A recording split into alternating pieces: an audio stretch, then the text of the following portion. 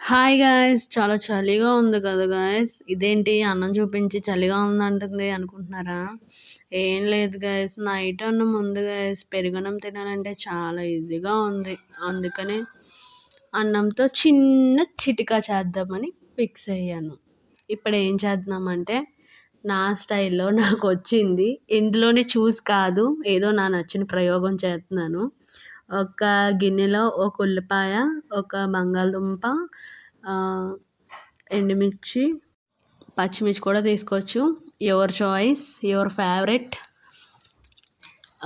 ఇవన్నీ ఎల్లుల్లిపాయ important guys.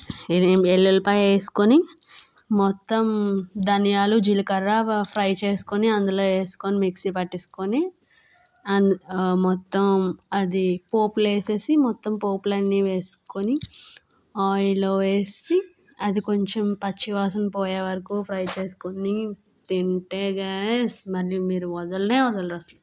అంత సూపర్గా ఉంది. నేను ట్రై చేశాను. అందులో మీకు నచ్చితే ఆనియన్స్ వేసుకోవచ్చు.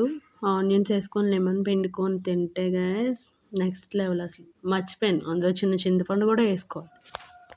ఎప్పుడన్నా మనకి ఏమైనా తినాలి అనిపించినప్పుడు, కారంగా తినాలి అనిపించినప్పుడు కొంచెం పచ్చిమిర్చి కానీ, ఎండుమిర్చి కానీ వేసుకొని తింటే గైస్ సూపర్.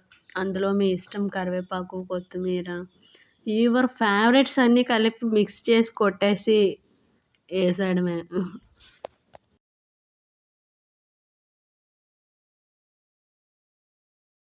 కానీ ఇది చల్లన్నంలో కాకుండా వేడన్నంలో వేసుకొని తింటుంటే అబ్బబ్బా! స్పూన్‌తో తీసుకొని నోట్లో పెట్టుకుంటే గైస్ అదుర్స్.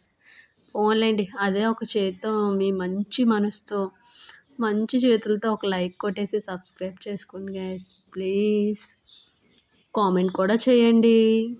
ఫస్ట్ ముద్ద మీకే పెడుతున్నాను కదా గైస్ ప్లీజ్.